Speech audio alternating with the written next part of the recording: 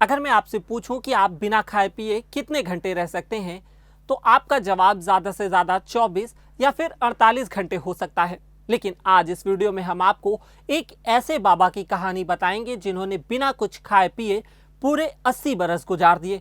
जी, हम बात कर रहे हैं गुजरात के अंबाजी वाले चुनरी वाले बाबा की। तो आइए जानते हैं क्या है चुनरी वाले बाबा की कहानी।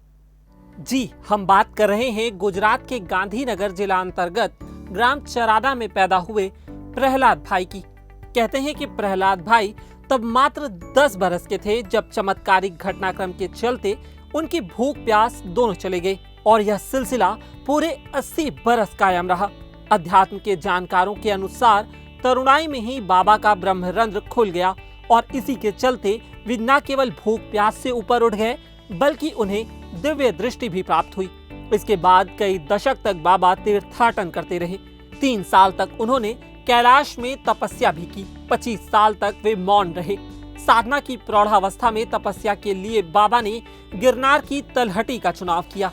यही साधना के दौरान बाबा को माँ दुर्गा ने दर्शन दिए और आशीर्वाद में माँ ने अपनी चुनरी बाबा को प्रदान की।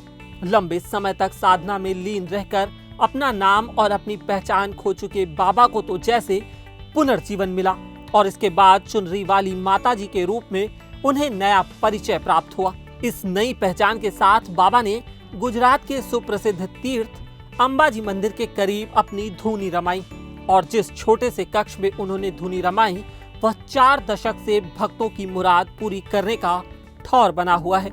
बता दें कि बाबा मूलतः उत्तर प्रदेश के अयोध्या के थे, जहां 13 अगस्त 1929 को उनका जन्म हुआ था। प्रहलाद जानी के चर्चे सुनकर कुछ साल पहले DRDO के साइंटिस्ट सच्चाई का पता लगाने उनके पास भी पहुंचे थे, जहां साइंटिस्ट ने इस बात पर रिसर्च किया कि कैसे इतने साल कोई बिना खाए पिए जिंदा रह सकता है। DRDO के रिसर्च के पीछे का तर्क था कि किसी स्पेस मिशन में स्पेस क्राफ्ट के अंतरिक्ष यात्रियों के लिए खाने पीने की व्यवस्था में ज्यादा वजन रहता है। अगर इस बाबा के DNA किसी में इम्प्लांट हो तो यह एक बड़ी कामयाबी होगी। इसके लिए बाबा पर कैमरों से नजर भी रखी गई थी।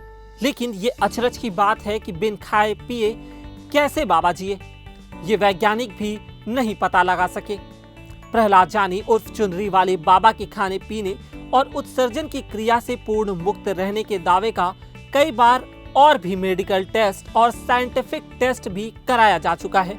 उनका टेस्ट करने वाले जाने माने न्यूरोलॉजिस्ट डॉक्टर सुधीर शाह ने कहा कि उनका शारीरिक ट्रांसफॉर्मेशन हो चुका था। इतना ही नहीं, बाबा कई गंभीर बीमारियों का भी कारगर इलाज करने का दावा करते थे। आपको बता दें कि चुनरी वाले बाबा के भक्तों में कई बड़े नाम भी शामिल थे और इनमें सबसे मशहूर नाम है देश के प्रधानमंत्री नरेंद्र मोदी का। नरेंद्र मोदी का चुनरी वाले बाबा से करीबी रिश्ता रहा है। बाबा के साथ रहने वाले जसवंत पटेल के अनुसार करीब 2.5 दशक पूर्व वह अंबाजी स्थित बाबा का चिर परिचित कक्ष ही था जब एक अनुष्ठान के बाद देवी माँ की आरती करते हुए बाबा ने नरेंद्र मोदी को गुजरात के मुख्यमंत्री बनने का आशीर्वाद दिया था।